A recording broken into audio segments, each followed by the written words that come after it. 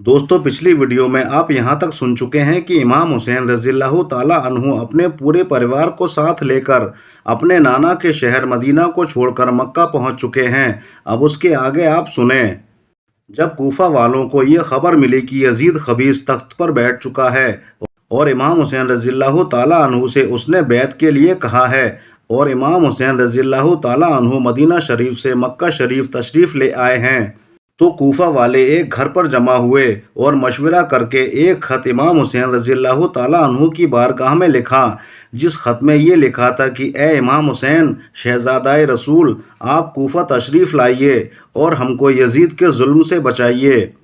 کوفہ کے لوگوں کی طرف سے جب اس طرح کے تقریباً 150 خطوط امام حسین رضی اللہ تعالیٰ عنہ کی مقدس بارگاہ میں آئے تو آپ نے ان سے کہا کہ میں اپنے چچا زاد بھائی حضرت مسلم بن عقیل رضی اللہ تعالیٰ عنہ کو بھیجتا ہوں، اگر یہ تمہارا معاملہ ٹھیک دیکھ کر ہمیں بتائیں گے تو ہم جلدی ہی وہاں تشریف لے آئیں گے۔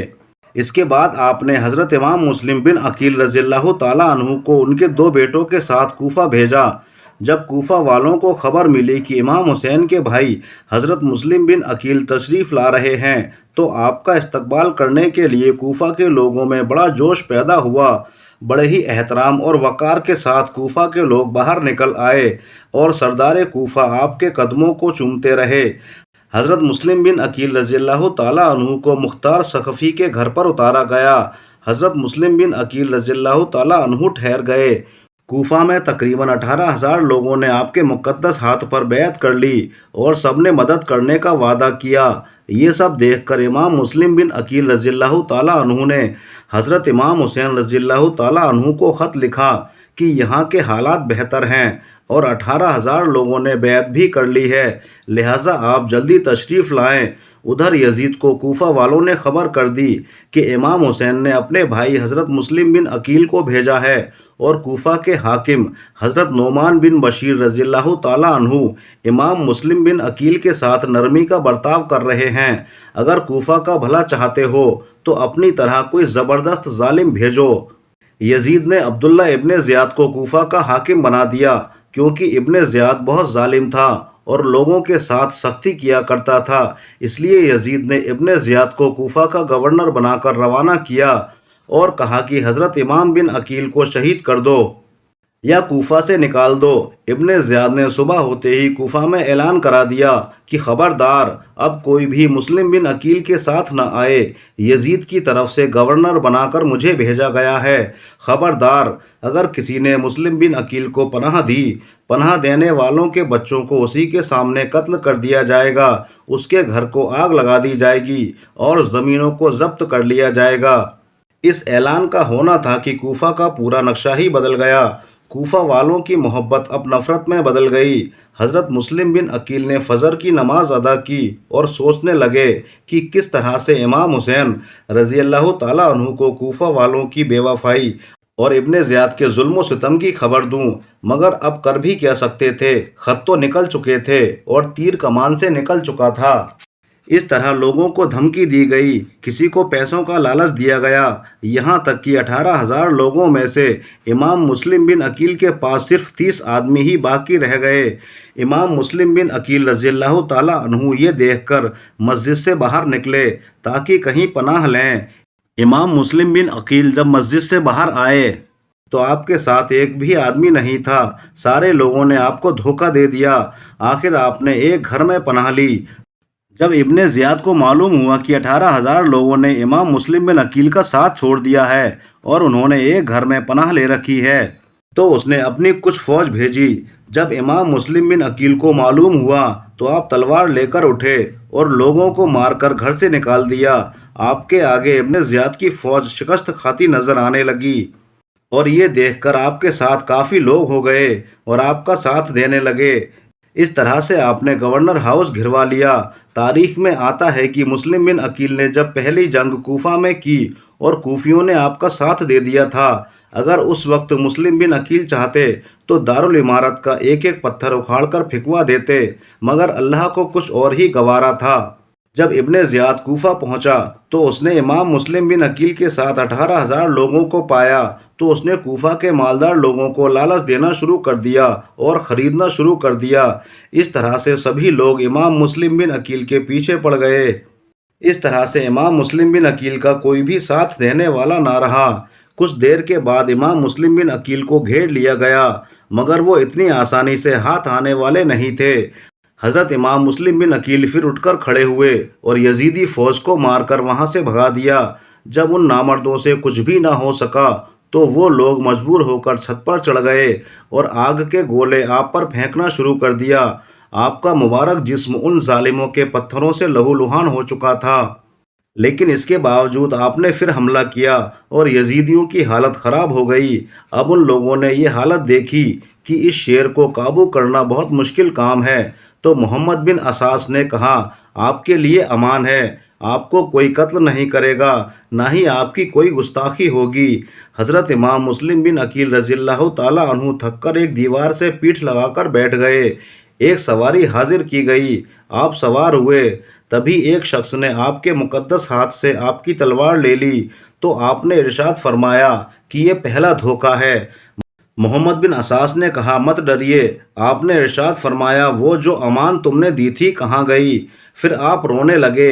एक शख्स ने कहा कि इतने बहादुर होकर फिर भी रो रहे हो। आपने इरशाद फरमाया, मैं अपने लिए नहीं रो रहा हूँ, रोना हुसैन और आले हुसैन का है कि वो तुम्हारे बुलाने पर इत्मीनान से आते होंगे और उन्हें इस धोखे की खबर तक नहीं। आपने मोहम्मद बिन असास से कहा, मैं देख रहा हूँ कि तुम मुझे पनाह देने से आजिज़ रहोगे और तुम्हारी अमान काम ना देगी। अगर हो सके तो इतना कर दो कि अपने पास से कोई आदमी इमाम हुसैन रज़ियल्लाहु ताला अन्हु के पास भेजकर मेरे हाल की खबर दे दो कि आप वापस तशरीफ़ ले जाएं और कोफा वालों के धोखे में न आएं। जब इमाम मुस्लिम बिन अकील इब्ने ज़ियाद के पास लाए गए तो मोहम्मद बिन असास ने कहा कि मैं इन्हें अमान दे चुका हूँ। इब्ने ज़ियाद ने कहा कि तू कौन होता है अमान देने वाला? हमने तुझे इनको लाने के लिए भेजा था, अमान देने के लिए नहीं। मोहम्मद बिन असास खामोश हो गया। हज़रत इमाम मुस्लिम बिन अकील ज़ख्मों की वजह से बहुत ज़्यादा प्यासे थे। आपने ठंडे पानी का एक घड़ा देखकर इरशाद फरमाया कि मुझे इसमें से 2 घूंट पानी पिला दो। मोहम्मद बिन असास ने पानी पेश किया।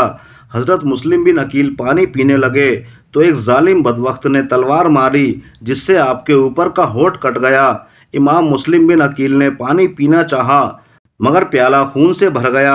आपके साथ 3 बार ऐसा हुआ। अब आप इब्ने ज़ियाद के सामने गए तो आपने उसे सलाम नहीं किया। ये देखकर फिर वो इब्ने ज़ियाद बोला, क्या अभी यजीद को अपना खलीफा मानते हो? हज़रत मुस्लिम बिन अकील ने फरमाया, हरगिज़ नहीं। फिर इब्ने ज़ियाद बोला, क्यों नहीं मानते?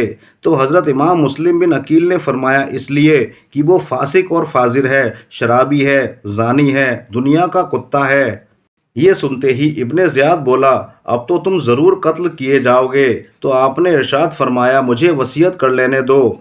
उसने इजाज़त दे दी। हज़रत मुस्लिम बिन अकील ने मोहम्मद बिन असास से कहा, मैं तुमसे वादा लेना चाहता हूँ। मैंने फ़लाँ से 700 दिरहम लिए हैं, मेरा घोड़ा बेचकर उसे अदा कर देना। हज़रत इमाम हुसैन रज़ियल्लाहु ताला अन्हु को ख़त लिख देना कि कोफा ना आएँ और कत्ल के बाद मेरा जनाजा इब्ने ज़ियाद से लेकर दफन कर देना। और मुझे मेरे मज़लूम बच्चों का कुछ भी पता नहीं है कि वो कहाँ हैं। वो मुसाफिर हैं, बेवतन हैं और यतीम हैं। उन पर तरस खाना और उन्हें सही सलामत मदीना पहुँचा देना।